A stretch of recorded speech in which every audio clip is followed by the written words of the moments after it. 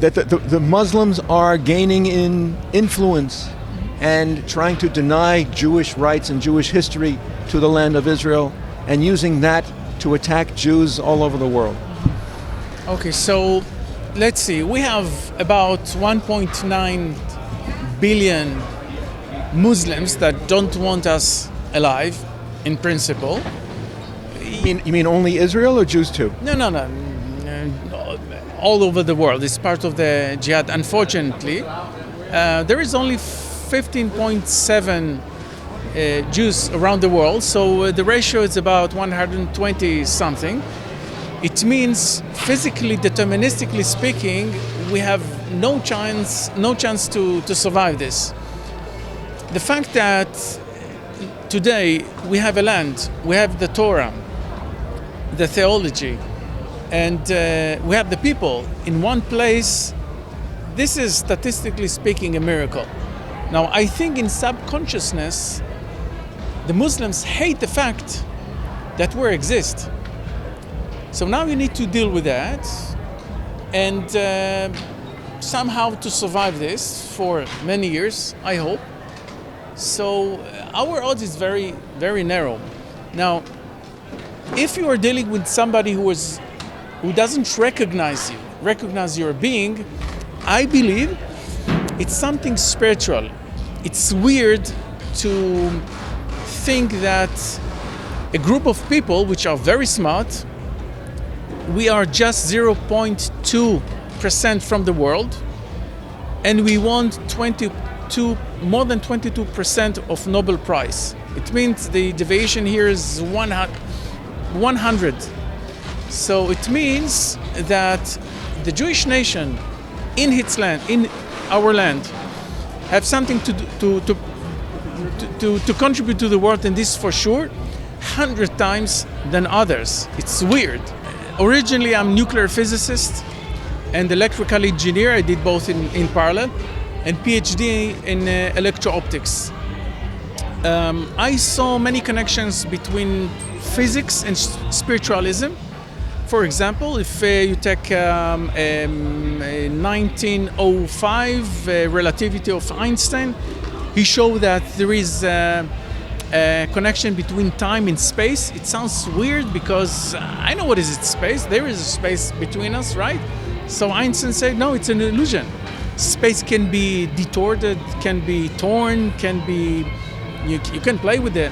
Okay, and what about time? Time is not streaming the same. The time here in this gravitation of the Earth gravitation streams different from other gravitation around the universe, especially close to very high stars or black holes, for example. There, the time starts to slow until it stops in the singularity. There is also quantum mechanics, for example. If you take subparticle and you split it, you touch this happen. You touch this happen. In Bose-condensation physics, you see a lot of particles. They look separate from each other, but one equation depicts all of this phenomena, which is Schrödinger equation. What it means? It means that it looks like we're different. It looks like we're different entities. But if I go back in time and I'll take all the universe to one point, it means at the beginning we all were entangled. All the particles were at the same stage. And then something came out from outside and do something like this and irritate this stability. We call it the first singularity, which is very resembled to the first moment of the Big Bang, by the way. It's very interesting. And then scientists say the symmetry was broken. The Jewish Kabbalists say the Shvirat HaKelim, the vessels is broken. And then we separate. But what it means that in our origin we were one. So the strongest power on earth, as a physicist and as a spiritual guy, it's love. Love is the strongest. From love, you can interact between different entities And this will emerge or generate an emergence of higher consciousness. And you can see it sometimes with flock of birds. You see flock of birds, flying, and you see that they fly like a whole, like a unity, right? And it's still weird how fast the information gets from one brain to other brain to make this flock move like a one consciousness. You find it sometimes with some fish. There is some bacteria that generate a higher consciousness by interacting with each other to find food. You find it with mushrooms or roots of trees that can speak with each other from far. It means this kind of, there's another example in mathematics, it's called mathematical of John Conway, that shows that a small particle with very elementary rules can generate a higher consciousness or a higher way of movements. So you see it in biology, you see it in mathematics, you see it in so many areas. So finding an emergence or striving to find a higher emergence, it's something which is the root of Judaism. And you can find it everywhere in nature. So if the world will open their mind and understand there is a small group who carry interesting information, not all the Jewish people understand that, but some of them, yes, still carry this information, and let them be in their own land. If you support them, I promise the whole world, if they support the Jewish nation, the Jewish people in their land, you will gain something good from this. The world will.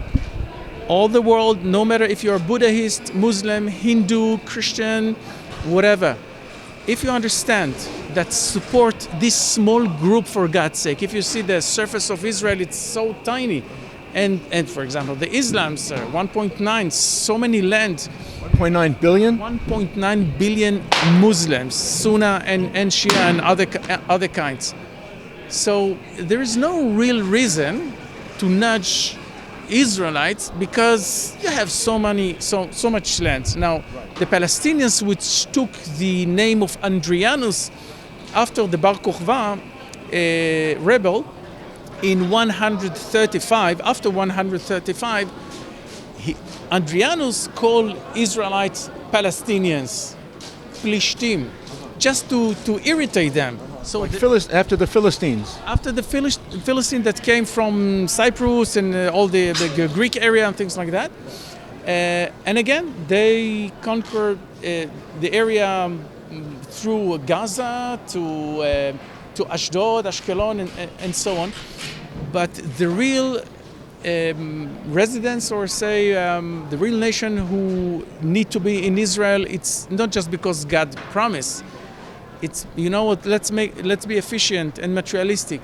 If you let Jewish people to flourish, the whole world will gain from this. Just because technically it's the right thing to do. It has nothing to do with religious. Yes, we also believe that God promised this land to the Jews, but if you just let the Jews be Jews and study Judaism, in Yemen, for example, where your family comes from? Exactly. The Arabs, my grandmother told me that the Arabs hate the most Jewish which has no religious, which, for example, secular. A secular religion, secular people, or people who don't understand their own religion. They hate them the most. So if a Jew wasn't keeping Shabbat, observed Shabbat, they were angry about him. And they like the rabbis, they like the modest women who keep the tradition. So if we'll just get back to our center, understand our heritage, understand that we are the right movement in consciousness through Abraham, Yitzchak, Yaakov, and then 12 tribes and so on. And the world understand that and understand the connection between Jewish people, spiritualism, the connection between spirit and determinism or materialism, which is Yaakov, to generate Yisrael. The whole world will gain from this in many levels, in economic, in business, in science, in innovation. Just remember the fact, and maybe I will end with this, we are 0.2% from the world, and we generate more than 22% Nobel Prize, and I'm not talking about other wonderful things that Judaism and Jewish people can bring to the world.